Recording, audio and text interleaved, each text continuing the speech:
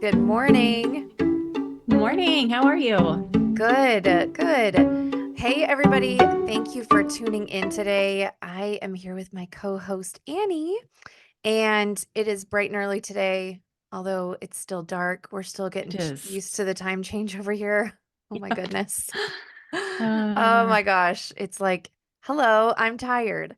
hmm Um, so today we wanted to just take a deep breath and a deep spring breath and have a good coffee chat. We're always here with our coffee.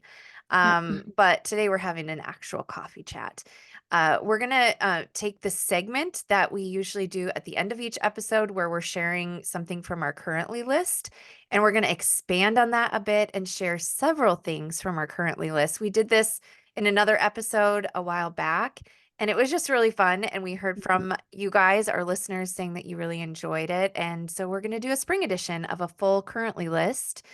And speaking of hearing from our listeners, if you have been listening and enjoying this podcast, we would love for you to just hit pause for 2 seconds and then leave us a quick 5-star review. It's just a really simple way that you can support the podcast. And we would just so appreciate that. Thank you so much for listening. And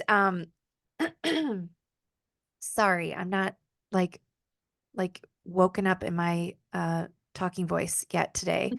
Um, which my kids probably appreciate those days when they're like, "Oh, she's not quite talking at her You full can't quite volume talk. yet." Um, so, okay, but before we get started, we're going to get started with the currently list. I think we have a fun list to go over today, but before we do that, I wanted to mention one other quick thing. Um, the spring issue, if you missed the spring issue, if you're a subscriber, you should have gotten that already. But if you did not, grab that issue as a subscriber, then you are in luck because we do have some issues in back stock in the shop right now. If you missed it, you're not going to want to miss this issue because it's absolutely beautiful. There are Mhm. so many gorgeous articles in here on like spring produce, like things to make with things with fruits and veggies that are in season right now. We have gardening tips, which you're going to definitely want to check out as gardening season gets into full swing, Mhm. and lots more great articles. And when they're gone, they're gone. So go check that out. Podcast listeners get free shipping right now when they use the code LWJ free ship. That's LWJ free ship, all caps, for free shipping on Learning World Journal back issues in the shop. So, all right, Annie, are you ready for our currently list? Yes. I mean, we've only had half a cup of coffee, but Okay, you can do this. it feels very early. We'll start with a gentle one. Although Is it gentle? I know what you're reading and it's not going to be a Not gentle. gentle. It's not No. gentle.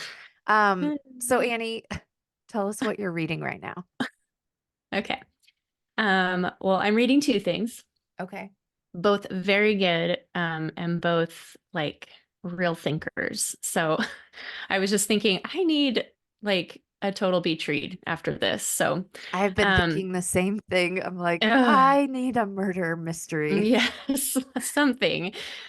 So I'll start with I am reading The Screw Tape Letters with Sophia, Yeah. and that has been really good. I have read this book a couple of times, but I think both times, once was in college. I don't remember when the other time was, but it's been a very long time. And I was telling Sophia that I love like all of the quotes that you see by C.S. Lewis and um, but sitting down and reading one of his books, start to finish, I have not enjoyed. And Okay. I don't know, like, it's not the content. I don't know if it's the language that is just kind of a barrier. I feel like my mind wanders a lot.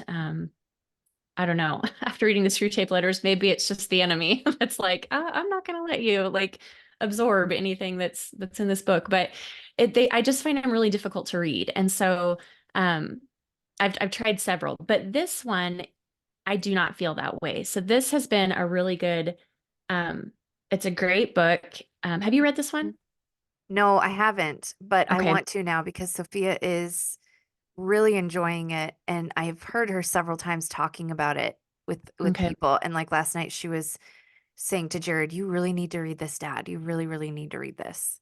Yeah, it's So, just it's crazy. I think what we talked about this week was it just seems like it is absolutely divinely written because the things that he writes in it, as you're reading, you're like, this seems like something that somebody wrote today for mhm. what's going on today. And I mean, this was written in like I think in 1942 or it was early 40s, I think. That's a classic then, right? And I think Yeah. to me, that's what defines a classic. If it can be applied to today and it's like so relatable, even, 75 years later, 100 years later, Hmm. I think Right. to me, that's a classic. Yeah, yeah, for sure. But it has made me wonder, like, what was going on at the time that Yeah. made, like, how did this particular, you know, topic or, however you want to say it, I guess, how did this look in 1942? Because I know how it looks in 2024, but he's got all kinds of advice on like how the enemy um might work in like politics to distract and put division places. And it's just, I don't know, it's honestly, it's divinely written. So the whole thing is, it's about showing like um, the spiritual side of reality. And it's not so much that we're like possessed or oppressed by demons, but more like very quietly influenced by them. Mhm. And yeah, it's really powerful. Yeah. So it's been a good one. It really gives a great perspective on how like we are in a full battle from here to heaven, from the moment we're I, born until we well, get to heaven. So, yeah, I mean, scripture definitely warns about it over and over again. I mean, when you describe Satan when is that in Timothy, one of the Timothy epistles? I think when he's talking about, you know, Satan prowling around like a lion looking to hmm destroy. I mean, that's like a pretty clear warning, a pretty clear hmm word picture of what we're kind of up against and how we should, take spiritual matters seriously and to know that hmm there is a battle going on and we yeah, are kind of the spoils, right? To the victor goes the spoils. So it's like you're trying to, not be caught up in the enemy's, clutches, yeah. to sound dramatic. But I think, uh, oh, sorry, I just lost my train of thought. But I was gonna say before when you were talking about his writing and how you had a hard time getting into it sometimes, like when you're hmm reading a book cover to cover. I've actually hmm heard other people say that, and I've heard other people say that about G.K. Chesterton. He's kind of a Okay. quote guy where it's like his quotes are really good, but I've not hmm read his books. I have several on my shelves, but I haven't actually read one of his books. But people say that about that too. So Okay. I don't think it's just you. But I also will say with C.S. Lewis that his stuff is very varied. I mean, he has hmm the Chronicles of Narnia, and then he has like kind of a science fiction spacey trilogy. Is it a trilogy, I think? Do you know that one? It's weird. I don't know. I've not read it, but it doesn't interest me. I'm like, I don't want to read about Yeah. that. Yeah. I don't But then he know. has these very I thought, kind of serious books and uh, hmm kind of more biographical and or autobiographical. I'm not sure. So hmm I think like he's got so many books and I think they vary. Yeah, Um, for sure. and so I think it might just depend on to when you pick it up and Yeah. which one you're picking up because I Yeah. think he just has his own big library of different things. Yeah. A lot going on in his head, A lot of right? genres in his own Yes. repertoire. Yeah, yeah. But anyway, so that's very good. We're enjoying that. The other one that I'm reading, I'm about halfway through, and I've talked about it on Instagram already, and you and I have talked about it at length. Is Bad Therapy: Why the Kids Aren't Growing Up by Abigail Schreier, and it's a doozy. Yeah. It's Mm. it's definitely one to make you think. I will say that I feel like uh I have agreed with pretty much everything that she's written in there. So I don't know. Like I kept thinking the only people that are going to pick this book up because she's so controversial anyway. She wrote that book about the transgender Yeah. craze. what was Yep. it? Irreversible damage, Irreversible right? damage. Yeah. And that one like drew so much attention because remember, I feel like they kicked it out of Target. Wasn't that her? Yeah. Yeah. I think Yeah. it It still was is kind of kicked out of Target. yeah, it was like kind of one of the first, I feel like maybe at least the first that I heard of books that was like, um, yeah, stores were saying we're not going to carry this or whatever. So whenever that was, 4 years ago. I don't know when Mhm. she wrote it, but um, so she's already pretty controversial in her opinions. And so I'm like, the only people that are going to pick this up are people that already probably agree with this stuff. But I don't know, maybe other people will read it. I'm not sure, but it's great. I mean, it's basically the premise is talking about how Gen Z is like the most depressed, most suicidal, most all of the things. Like their mental health is the worst, worse than the previous generation, even though they actually have the most access to mental health care or, therapy, that kind of stuff Mhm. than any other generation before.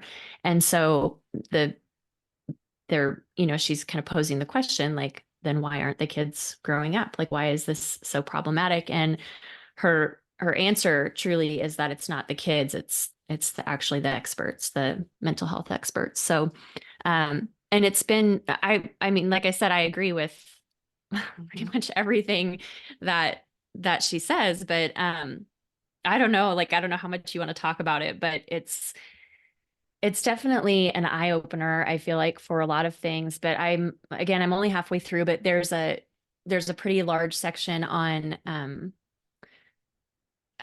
like school counselors and teachers and how they Yeah. really Yeah. are making the problem worse with, they do not have one, they don't really actually have the proper training to be counseling kids and trying to diagnose them. And yet that's where the diagnoses are starting. Like, Right. they'll talk to the parent. "Yeah, I think you need to get your kid in to be checked for, XYZ Yeah. or Yeah. whatever." And that's kind of like as soon as you go somewhere, you're gonna come out with a diagnosis. Oh yeah. And then For you've got sure. this label that you're living under, really we're allowing people to live under for the rest of their lives. I mean, Yeah. there's Well, and no I think when you get that label, Mhm, then it's an automatic kind of write off for, well, I can't do that because I have mhm. this, you know, Yeah. health issue. Um, and so it's like a lifelong hurdle then where you can just tell yourself, well, yeah, this is why I can't, have successful relationships because I have, this thing wrong with me. Mhm, Where I think maybe in the 80s, and people are going to disagree with this. That's fine. Some people like labels, it makes them feel better, because it kind of gives them an explanation on things. And I could say a lot of things, but um I'll like hold back a little bit. I actually have okay. not read the book. I have the book. Um I really, really respect Abigail Schreier. Uh Mhm, if like at minimum, I respect her just because she says some of the hardest things in culture mhm. without being afraid. Yeah. And people might say, well, that's not, but then it's like, well, then why aren't more people doing it? If Mhm, it's not, a, a courageous thing to do, then why aren't more people writing books like this and mhm, speaking out like this and saying mhm, the things that everyone else is obsessed with and thinks is so great? mhm, Social emotional learning in schools, mhm, years and years and years and years and years of therapy, labeling every kind of feeling or emotional up and down with a mhm, label so that, your kid can't get over their own, bad days. mhm. Really. Yeah. I don't know. I don't know. I think in the 80s, like they would have said, like, hey, you know what? You gotta buck up. We gotta get through this. You're tough. We can get this done. Mhm, You have the abilities, you're smart. We just gotta get through this thing, whatever it is, right? But mhm, today I think it's like, okay, well, let's coddle you to the point of basically you're paralyzed by your own Mhm. Your struggles that yeah. I could maybe help you as your teacher or, you know, whoever is in charge here to kind of persevere through. There's no persevering. There's no Mhm. just like, let's endure, let's get through this thing. So then you can look back and be like, oh my gosh, like I cannot believe I did that, but I am so proud of myself. And now I'm going to go do the next thing. Mhm. Um, that has kind of gone out the window because I think our culture is obsessed with this. Like, I think there's a big chunk of it from like gentle parenting and people Mhm. like really like freak out when you say that in a negative way. But it's like, but uh, like I'm looking at results here. Like that's not working to Mhm. coddle your Mhm. child to the degree where they're just completely, they cannot do anything on their own. Mhm. It doesn't work. No, You it know, I doesn't. think there was a level of beauty in growth to kind of kick your kid outside all day and be like, go have fun. There's a whole Mhm. world out there in the backyard. I'll see you when Mm. the light comes on the corner at night. You know what I mean? Right. Or like, Yeah. hey, listen for my voice. I'll call you when lunch is ready. Mhm. And I don't know. I just, Mhm. I think there's a lot of things we could have learned from parenting in that way Mhm. that we've decided is gross and icky and hurtful somehow to kids. And Mhm. I don't know. And also Yeah. we've also become a culture that has no nuance. Somebody will say something like that. Like we could have learned a lot from parents in the 80s and they'll be like, well, but there was a lot of bad stuff in the 80s. And it's like, okay, I know, but can we please like use our brains and like Yeah. think through what I'm trying to say here? I'm obviously not talking about, you know, kids that are latchkey kids being, home alone for 6 days straight or whatever. Do you know what I mean? Right. Like, come Yes. on. Yeah. Like,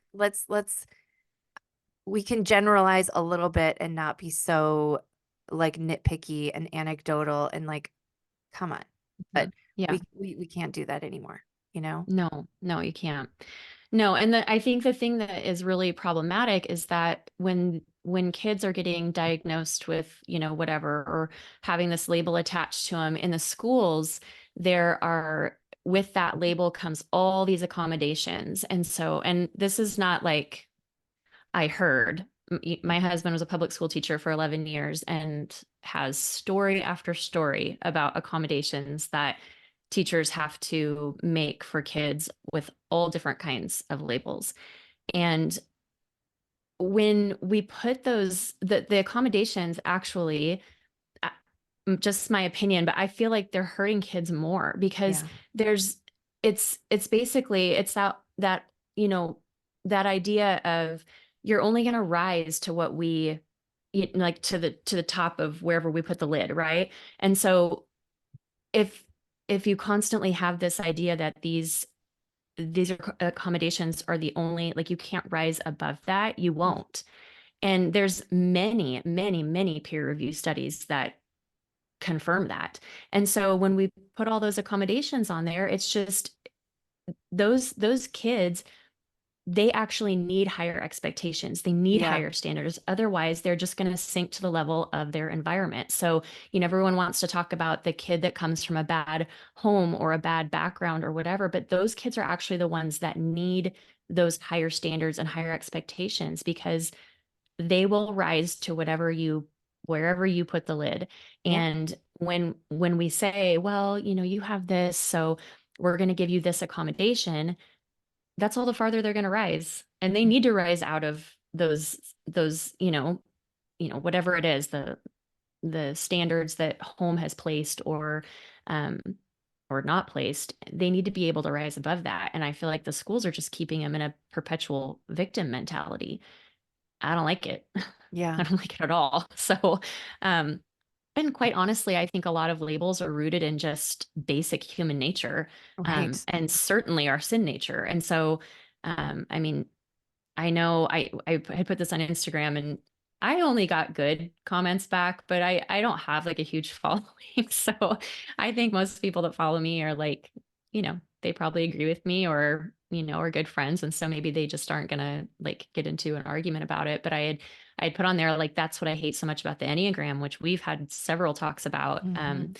is that it allows you to look at those things like that the Enneagram points out, well, your number or whatever says that you're this, and this. And then we just accept that as, well, that's how I was made. So Right. this is why I get to be this way, and this way, instead of like rising out of, well, no, just because I'm trying to think, I haven't looked at the Enneagram for so many years. Like, what's a negative thing? Like what's a negative, uh, Like,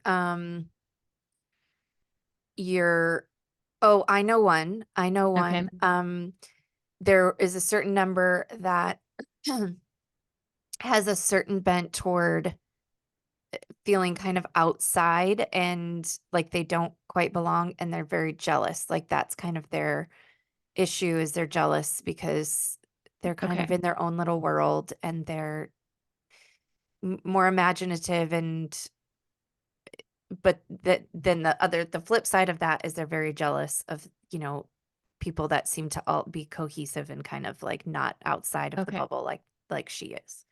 Okay. Makes sense. So that I feel like the Enneagram, the point is to make you feel like that's okay. That's how you were made. And Right. It's this a is way to how justify you, your shortcomings and your it sin is. and your It is. issues. Instead of saying that's actually not, that's sinful. Like that's sinful Mhm. behavior, jealousy is. And so how do we move through that? How do we allow Christ to sanctify us and Right. and help us to not live in that state of just justifying sin, in my opinion. So, Right. but a lot of it, I mean, sin nature is wrapped up in that, but a lot of it is just very basic human nature. And so, like these, they'll give you like a symptom checklist, like, if you have any of these 10, symptoms or whatever, then you probably have this label. And I Mhm. look at the symptom checklist and I'm like, oh, can't everybody see themselves Right. in one of these, maybe two of these? Like, I certainly am not going to call myself this label. Like these are just part of being a human, you Mhm. know? I don't know. So, and it's like I think I compared it to WebMD, where you put in your symptoms and Yeah. you thinking you have cancer. And it's like how many people actually have cancer that were diagnosed by WebMD as having cancer? Probably not nearly the number that actually do. Well, and I think just to really like sum it all up, what Abigail Schreier is talking about in her book, where we're so therapy focused and label focused and kind of coddling focused, and nobody can Mm, ever have any hurt or pain. Um, the Enneagram, all of these things, the common denominator is it's all self focused. And when yes. all you do is sit there and think about how hard your life is, how, you know, messed up your childhood was, or how, you know, I I'm a jealous person. I'm always going to be a jealous person, whatever it is, whatever the issue is, if you're just sitting there thinking about yourself 24/7, you Hmm. are going to drive yourself crazy. And Hmm. it's like selfishness begets more selfishness and you just or self absorption just begets more self absorption and Hmm. you're just going to be constantly thinking about yourself and Hmm. that's no way to kind of get out of a hard time or to overcome something that needs to be overcome. The way to Right. do that is to look outward and Hmm. stop focusing on yourself all the time. Hmm. What are you thankful for? And Hmm. the other thing is too, there's no space for sanctification if you just say, well, Right. this is just the way I am. Hmm. And it's like, Yeah. well, yeah, but that's you don't have to. I mean, like, who wants to look at themselves from 10 years ago and be like, oh, I haven't changed a bit. Hmm. I'm still the exact same. And this, I mean, again, people can't think in nuances, right? Because people are like, well, this is the way God made me, and this is the way I am, and blah, blah, blah. It's like, well, okay, but like God made you to also sanctify you and to create a more holy person every day. Hmm. So let him do his thing Hmm. and and get over it. Um, Yeah. I think maybe that is the summary. Get over Yeah, it. she really grow up. That is the summary. She really does drive home the point that therapy, its Hmm. main, it seems to be that its main purpose is to make you sit and ruminate in Yeah, like the sad, bad parts of life. That some of them are just, we like to say trauma all the time. Some of them are just bad days, you know, sure. bad events. And that's, you know, it's has the I think she calls it the potential to be trauma, but a lot of it isn't. And Hmm. when in therapy, just it's a sitting and talking and ruminating in sadness. And I will say, I have one of my closest friends is has a very traumatic background. And she has been in therapy for the last year and a half. And I had a conversation with her because in what I posted, I did text her and I was like, the only person I care about on Instagram about how like hearing my heart is you. So please let's have a conversation about this. And we did yesterday and she was like, I 100% agree with you. She's like, Yeah, I stopped therapy because it doesn't work. She's like, every time I left more sad, yeah, more depressed, more upset about my situation. And she's like, it just doesn't work. And I'm like, wow, that's to hear it from somebody who's been steeped in it for a while and who like yeah, legitimately has a traumatic background. Um, yeah. So yeah, it's really good. It's a thinker. So if you're wanting to, even if I think if some of the things that even you and I have just said right now have hit a yeah. nerve and made you be like, I don't Hmm. like that. Yeah, That's upsetting. I don't agree with you. Just pick it up and read it because I do that with books all the time. I don't always agree with the books that I read, but I like to know like a well-rounded view of things. I like to hear, how people that don't think like me, how they think. And hmm, I honestly feel like probably most people, certainly most people that listen to this, will agree with more yeah. of this book than they will disagree. So Yeah, so I would anyway. say like if you have, oh, I have two quick things. One thought on therapy, just before we put a period on this sentence. But Mhm. one thing on therapy is again, because people can only think in anecdotes that they're, maybe they've had a good experience with therapy. In my opinion, therapy should not be a lifelong thing. A No. therapist, in my opinion, I've not, gotten my master's in therapy, but I don't think I need one to know that I don't see the purpose of going to a therapist your entire life long. I feel like Hmm. the purpose of therapy is to go to somebody to kind of have a neutral view of a situation, to kind of speak into your life in a helpful way to help you kind of work through whatever it is that you're in therapy for. And then you Hmm. kind of like take those tools and then you move on with your life. And you're not in this perpetual therapy for the rest of your life. Like, what is the point of that? So you just need a Hmm. friend, basically. Like, you just need Yeah, to go yeah. have coffee with somebody. Um, Hmm.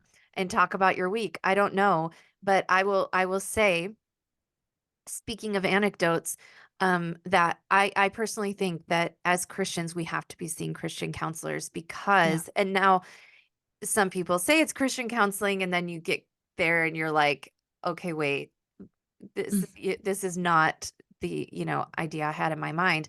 But I one time I tried therapy twice, Mm-hmm. counseling therapy, whatever, for very like in the scheme of the world, it wasn't like super serious, like your friend did, like, this serious childhood trauma or whatever. Hmm. The first time, I just kind of picked a lady without any real knowledge of her. And I knew after one session that if I continued going to her, she would talk me into like she was just that kind of person. I could pick up on it right away. Um, she was the type of person that would persuade me or try to talk me into getting a divorce. Hmm. And I was like so freaked out by just one session, one hour session with her and the way she talked about like I gave her like this much information, right? And she kind of told me what she thought my life was. And it was all wrong. There was no Hmm. truth to it, but she was like, okay, so what you're saying is blah, blah, blah, blah, blah. And I'm like, Hmm. no. And that right there is Well, not Abigail. really. Not really. No, I only said 4 words, but Abigail Schreier, that's why she's saying with kids and therapy, it's such a tricky thing because Hmm. kids do not really have that ability like I had to be like, okay, this is a quack actually. She Yeah. wants me to be eh, divorced and miserable like she is. Now, I don't know her Hmm. motivations, but I know Hmm. she was divorced. So it's like, okay, um, and a kid does not really have that ability to kind of discern like, okay, this person is saying this and I'm not sure if it's true, but I'm going to go along with it because they're an adult, an authority Yeah. figure, and so I'm going along with it. So then a couple years later, I went to another lady, super solid Christian, um, and I saw her for, I don't know, I don't even know if it was 6 months, even 4 months maybe. And I saw Mm. her like twice a month and just talked through some things I had struggled with in the past. And we got to the point where she had given me, and she just listened to me, and she Mhm. would say very little, and she would mostly like prescribe me scripture to go look up and to go write on, or to like just, you really need to just go read through the book of Galatians and come back next Mm. time. Tell me what you think and how that applies to what you're saying. Like, Stuff like that. that's a good counselor. Stuff like that, Yes. right? And Hmm. but I do think that that type of lady is very rare. And I then do we got too. to the point where, I mean, I had seen her for a few months, and she goes, "You know what, Alicia, I think we're good. I think you're good. I think we're Hmm. done." And I was like, "I think we're done."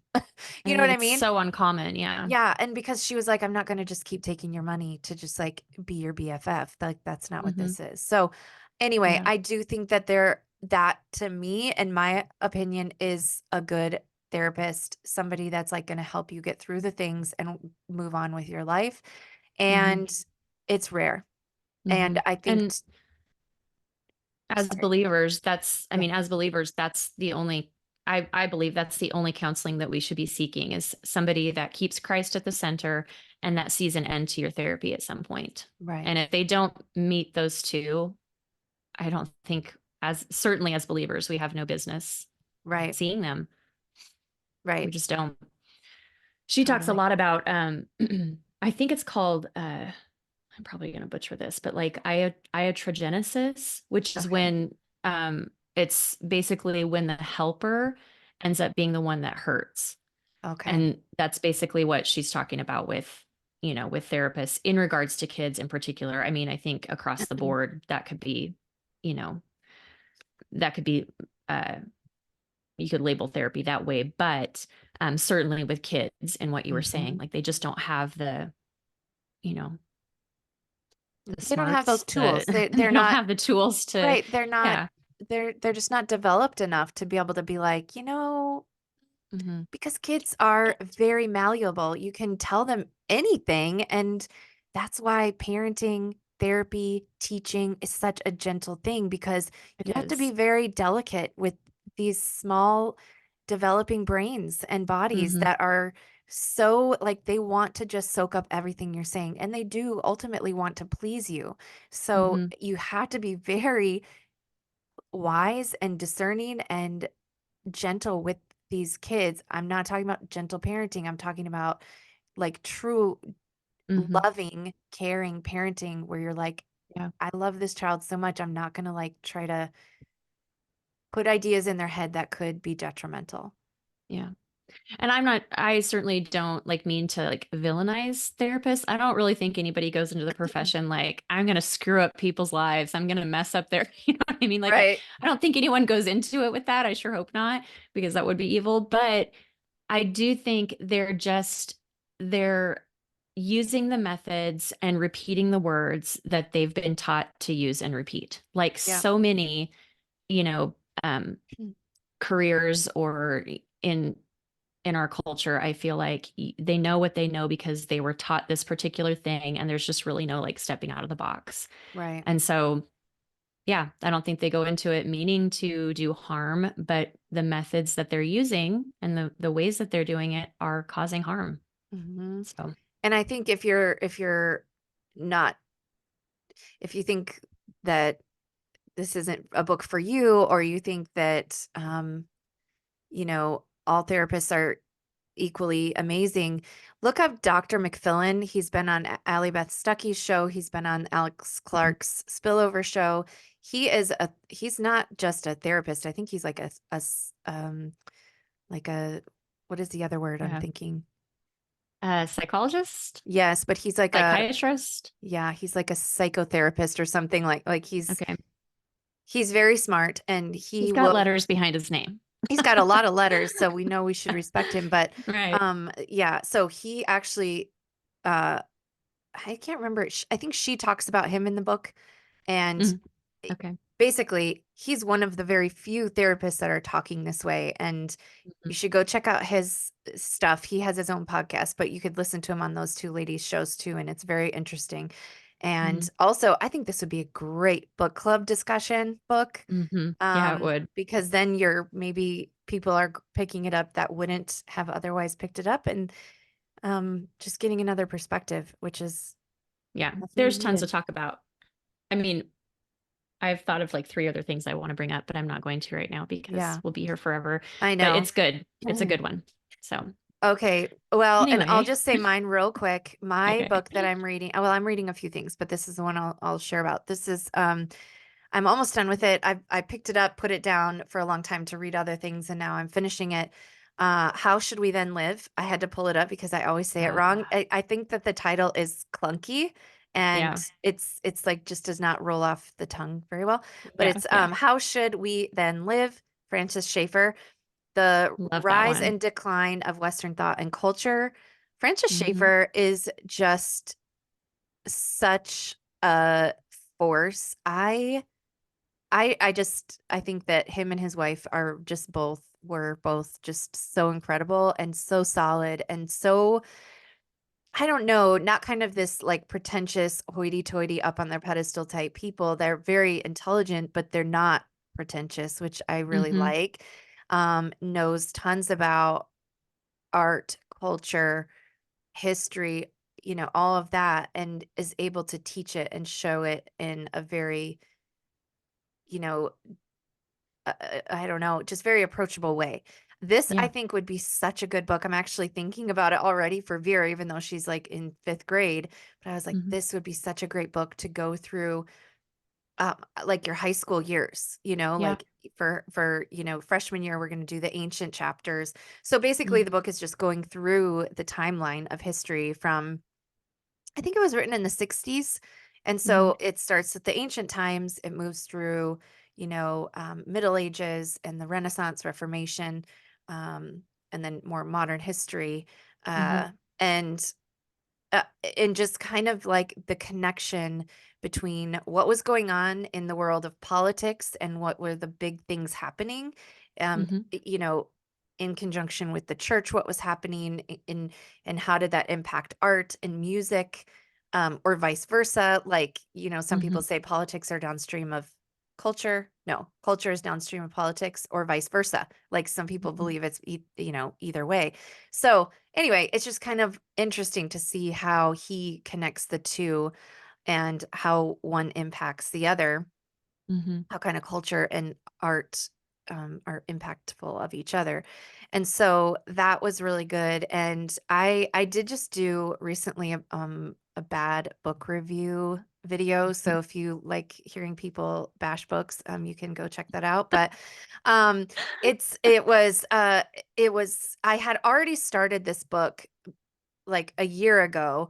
And so it's in the back of my mind, right? Because I know that he's talking about how, culture is influencing these artists and these amazing things that they were creating in like ancient and middle ages, and how we still look at them and are inspired by them today and talking about them today and studying them today. Hmm. And just how well he put that together and weaved that together with scripture, and like how God is kind of viewing the world, or how what a Christian view looks like, right? When we're dealing with Hmm. like crazy things in culture. Um, and then I picked up, I think, in February or something, I picked up this book called Rembrandt is in the Wind for book club, and I'm like, this is kind of a How Should We Then Live knockoff, but not executed well. Like, Yeah. I know that sounds so mean, but Yeah. it's like, I don't, to me, it was a total L, did not like Mm, it. And so I was thinking about how should we, the Schaefer book, while I was hurrying to get done with the Rembrandt book because I couldn't wait for it to be over. But mm. anyway, love this book. I think this book is so good. Such a great book to read with your kids, with maybe your older kids, but younger kids I think could grasp a lot of it too. So anyway, love that book. Yeah, it's a good one. I'm almost done with it. So yeah, Yeah. that's the I book I'll read say. that one last year and really loved it. But it's a great, this is a great example of, we've talked before about how history really Yeah. can be done by just reading good books. And this is the perfect one. Like, Yes. I mean, you don't have to have like, I mean, if history curriculum and doing all the worksheets and all the things is your thing, that's fine. No shame there. But for us, history has almost always been just reading good books. And this is a really good one and would give such a good comprehensive look at history and so Right. many aspects of it. So, finding several books like this that you can read through, I think Or your kids using will this be, as your spine and then being yeah, like, okay, we're going to read through this section of the book this year, and then we're going to yeah, watch movies. We're going to go to museums and find some of these art pieces yes, or yes, watch documentaries or movies and all these things. Like, I just think that would be like such a great way to do history for all four. Really, it could be all 4 years of history for high school yes, for or sure. junior Yeah, high. I borrowed that book from my pastor and had to give it back, and it was torture for me to hand it back over. I was like, this needs to be part of my library. So I still need to Yes, get a copy, but for yeah, it's sure. really good. What else? Okay, let's move on with our currently list. Okay. We might have to boogie here. We could talk books Okay. all day. I Um, know. okay, Annie, what is your current lunch? And Okay, mine's really do you eat the same thing as your kids? not usually. Mine's really boring. I have like dietary restrictions, so the same thing as my kids. I guess if I can, but I often can't. So I probably at least 3 times a week I just do a protein shake. It's very boring. But Oh, lunch is like wah, wah. wah, wah. Lunch, I always get so like kind of sad about it because I'm the most hungry at lunch. Like I want someone to put So sad I about my lunch. it is. It is. I hate lunch. It's like I'm the Lunch most is hard. That's hungry, why I put it on the list. I was like, we need to inspire people. but I Sorry. have no Sorry. inspiration. I need inspiration because I want someone to put like a full, like the kind of meal that you'd go out and order for dinner in front of me Yeah. at lunch. And then I don't want to eat that at dinner. Like I don't like going to bed feeling full. Yeah. And so I want to switch those, but like I don't feel like I can because like Aaron's not around at I don't know, like Aaron's hungry for dinner at It dinner, seems like a big to do for just yourself. Yeah, kind of. Yeah. Yeah. So I just succumb to a protein shake and whatever. It suffices, but it's not inspirational. So Hmm. I don't know. What do you eat? Well, I don't eat the same as my kids typically. A lot of times we just do leftovers. So I'll just have them have leftovers. But what I have been trying to do more lately is something I used to do really well. And I've now gone several weeks with doing more meal prep and having actual lunch ready for myself, which I just take chicken breasts and I put them in the oven and kind of, I don't know, it's not really baking them. What would you call that? Roasting? Roast chicken breast? I don't know. Yeah. And Or just, bake it. I feel like you're baking them. yeah, I don't baking know. sounds gross though. It's And good. like boiled meat. Does it sound Yeah, like boiled meat? Okay. yeah, So you are roasting them. That sounds thanks. more Um, fine. yeah, so I think it's roasting and I mean you could do whatever spices you want. You could do like lemon pepper. Um, you could do like a taco kind of season, with cumin and that kind of thing. So I Mhm. just sprinkle a bunch of spices on the chicken breasts and then make a bunch at a time and then shred them. And so then I can just make some rice in the rice cooker, which is pretty easy. And then Mhm. have some rice, some chicken, and then some steamed vegetables, and I just keep those in the fridge and then heat those up. So that's my lunch. And then I like to sometimes, depending on what I put on the chicken, if I did taco, I would not do that, but like I put some coconut aminos and then like some Mm, sesame seeds. So that's like, I don't know. It's not like a stir fry, but it's some meat with a little flavor. sure. And Yeah, then yeah. sometimes I will just slice up some green onions. I like doing that. So there's a Hmm. little crunch. So yeah, that's my lunch Yeah. pretty much That every sounds day. good. Have you done this kind of reminds me of this, but have you done like Korean beef bowls? Have you ever done those? No. Okay, Oh, they're well, like maybe. the most simple because it's ground beef, but then there's all these like delicious seasonings in it. Okay. So We it's do a not lot of boring, even though bowls. We do a lot of so it's like bowls. Yeah. rice and this Yep. ground beef that you use with all of these like delicious seasonings. And then I actually some of the recipes will have like a sauce that you can drizzle over Mm, it. And the sauce is a little more like probably higher calorie. You certainly wouldn't have to put that much on if you didn't want to, but sure. just the meat and rice alone is really good. And it looks boring because just looks like a pile of ground beef on rice, which I Okay. guess essentially it is, but the seasonings that you use make it really delicious. And you could add any vegetables you wanted to it. I've looked at several Korean beef bowl recipes, and none of them that I have found have added veggies, which I think is kind of weird.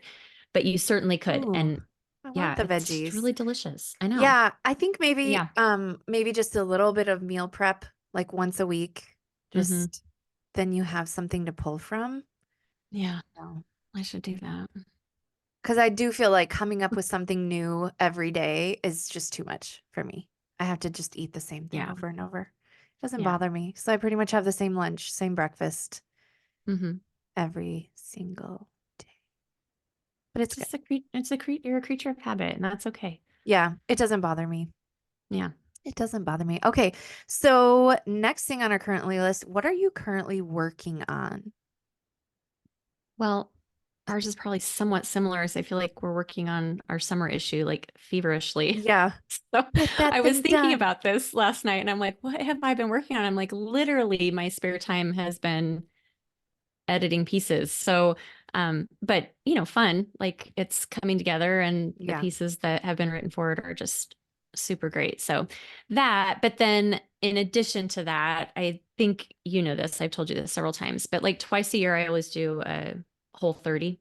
Oh, And I'm getting ready for one like right after Easter. And so it just requires all of the like meal lists and grocery lists of like different ingredients that I don't always keep on hand, and so yeah, I'm trying to like be prepared because sometimes I go into it and I'm like, I am not interested in doing this right now. But I just always do it as a good reset because I can really easily fall into like just poor eating habits. mm-hmm, mm-hmm. Um and so I just primarily use it as like a good reset to knock me out of like, feeling like I need a bowl of cereal at night or something stupid like that.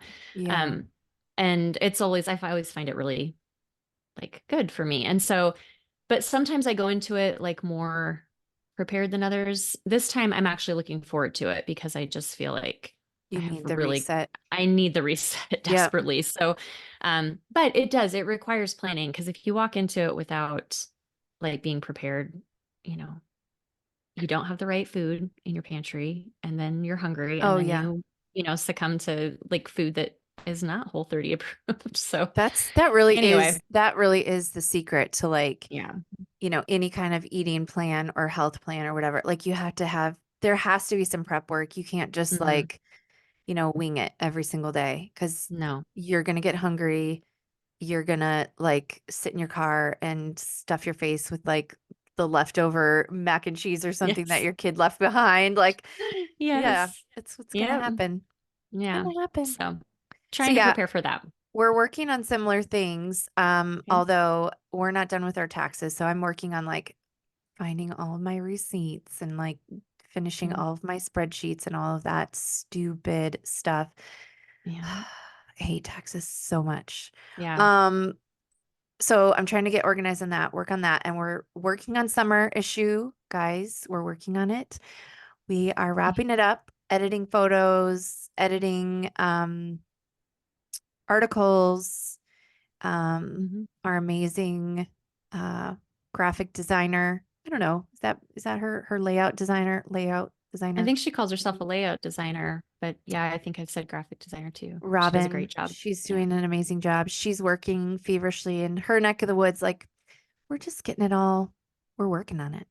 Yeah. And then my next item is working on getting my photos. Like my photos are pretty organized, but I have to work on like going back through, making sure that they're all organized, and then pulling pictures for like Jack. I need he's part of a graduation ceremony that's doing a slideshow, so I have to like get, Mm, you know, um, photos of him yeah. from like little years. So I have to like get those external hard drives and pull up those photos and that kind of thing.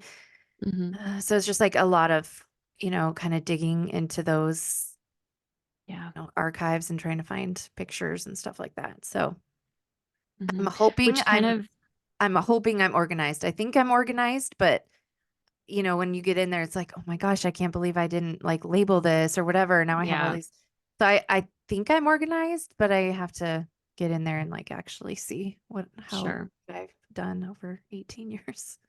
Well, I was just gonna say, I was like back in your like archives of your blog yesterday. I was working on something and I had put in like a search on the blog for a Hmm. particular something for this article. And it just brought me to like really old blog posts of yours. And I was looking at the kids and I'm like, your kids are so little and so cute in these pictures. And like, how do you not go through and just cry?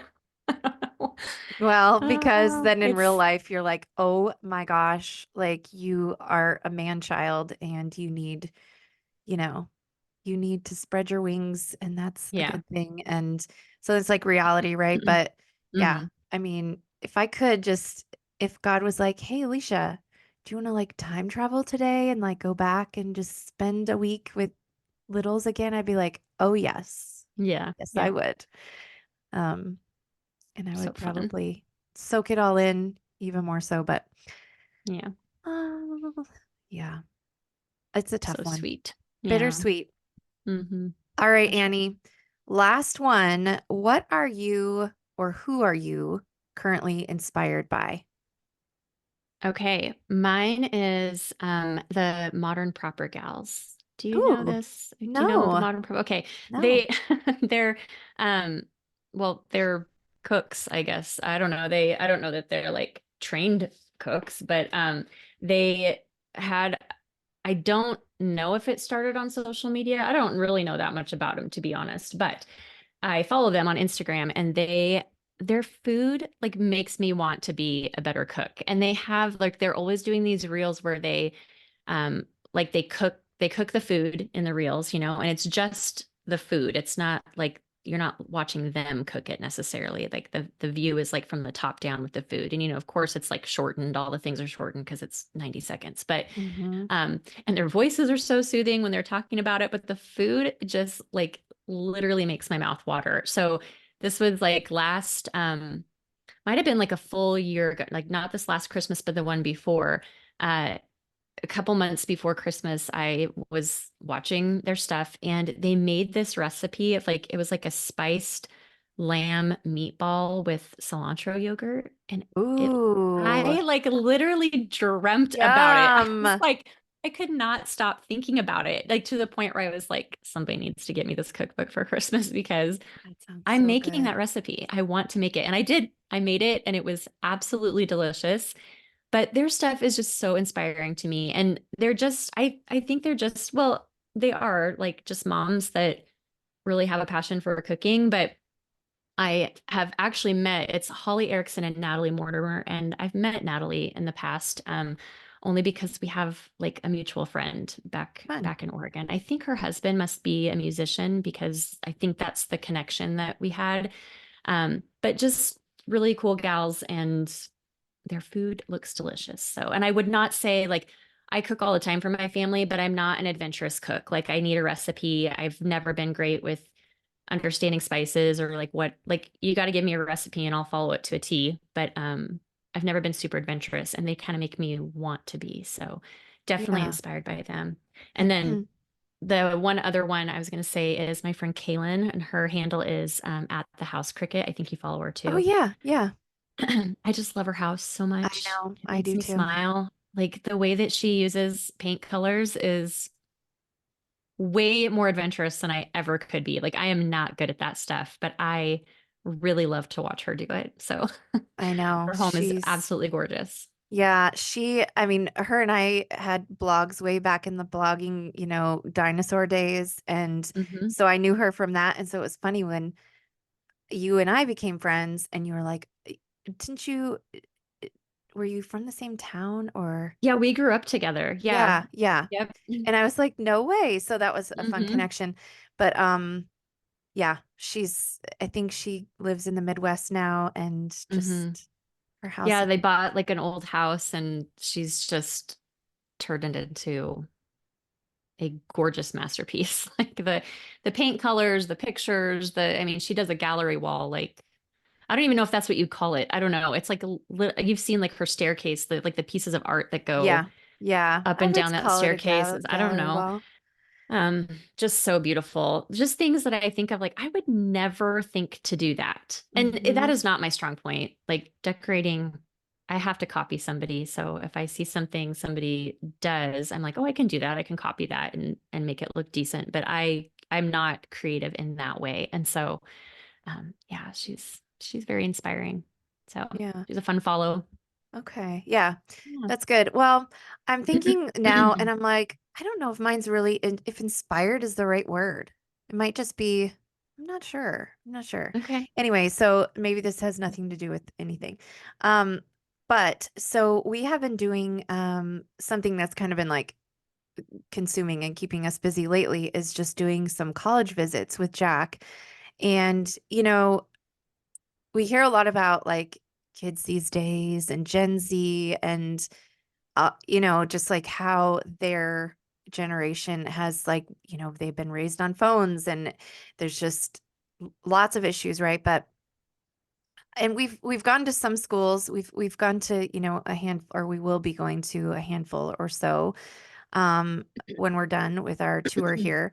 But I will say s- y- definitely one college not inspiring, but I will say a couple of them, just like the caliber of students that we have observed and seen working around these campuses and like how welcoming they've been and how they've kind of seen us doing tours and they're like, they'll come up to Jack and like welcome him in. And Mm, I don't know, just like really kind of adult behaviors coming out of these like 18, 19, 20-year-old kids. I hmm. don't know if inspiring is the right word, but I'm like, okay, maybe it's going to be okay. You Giving know? you hope. Yeah, Yeah. it's like a hopeful thing, I guess. Like, Hmm. I don't know, I'm just like and maybe I'm hoping that they are inspiring to him.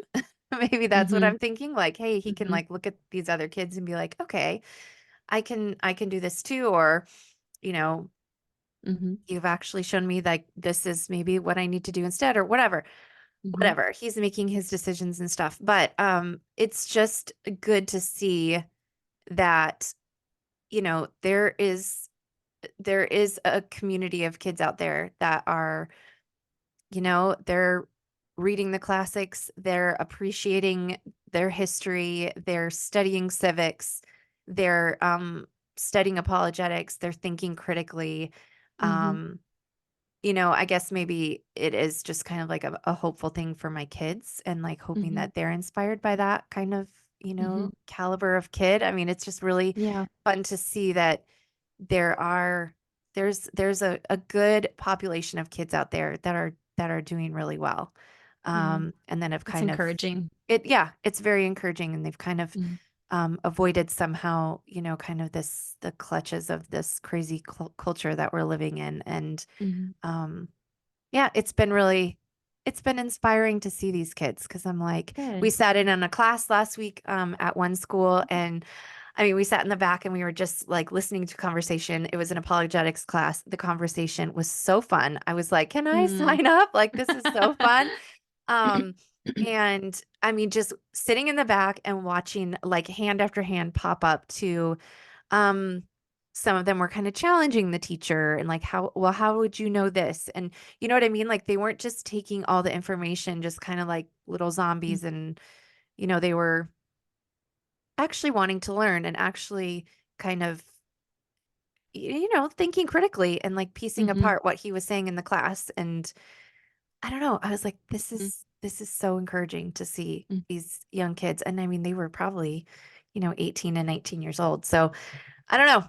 It was inspiring. Mm. I was inspired by these That's kids. cool. I was like, Yeah. this is great. So, um, I think sometimes we like get caught up in like all of the bad news. Like I think we, Yeah. both probably follow things online and, on Instagram, on Twitter, on the news, whatever, where we're like, oh my gosh, like Mhm. everybody is, losing their minds, but not quite everybody, right? Yeah. Sometimes I Yeah. think we're in our bubble and it feels like, okay, there's no other sane people out there. So if you're listening and you're like, are there sane people? Just know there are There some sane are. people. Yes, lucky us. Yeah. Yep. So anyway, that was inspiring. Very So, cool. as far as like the creating in your house and like cooking and stuff, I so want to do that right now though. Like I so wanted to be like, okay, like what am I doing right now that's like getting me excited to organize or do Mhm. whatever, but I'm just like we're in a It's very just a busy different season season. Yeah. and I'm itching for like summer project time and just Yeah. fun reading and that kind of thing. But It'll come. also, yes, also trying to just soak up the moment I'm into. So, Yeah. like, Yeah. I don't want to wish away time. So, Yeah, for sure. Helen Keller, and I don't know if this completely um, applies to this, but I think it's Helen Keller's quote, but who knows? Quotes get kind of screwed up right now. But um, something like, be thankful for what you have while working for what you want. Mhm. And so I'm being thankful for my current season and thinking about maybe painting my Mhm. living room. But I'm not there I yet. I love it. can't do that yet. So Okay. anyway, this was fun. This was Mhm. fun. This Yeah. was our currently list. I hope that you guys got some good ideas or some fun book reads or some fun lunch ideas. I don't know. Not very inspiring there, but hey, um, sometimes simple is best. So a protein shake or just a baked chicken breast with some There sesame you go. seed. So gross to say it like that. I don't know why. I think chicken is kind of nasty anyway. Like, I love chicken. It tastes really good, but there's something about the texture, like when you're handling Mhm. it and cutting it and all that. I'm like, oh, I don't know. Yeah. Yeah. Anyway, so I hope it's more appetizing to you guys that are listening than it's seeming in my head. Yeah. So I'm gonna go have my boring breakfast. But anyway, to all of you listening, thank you so much for tuning in. Don't forget to subscribe if you're watching on YouTube or uh, subscribe on iTunes or wherever you're listening in your audio. So, anyway, don't forget to just go ahead and do the next right thing, friends, and we will see you in a couple of weeks. Bye, guys. Yeah. Bye-bye.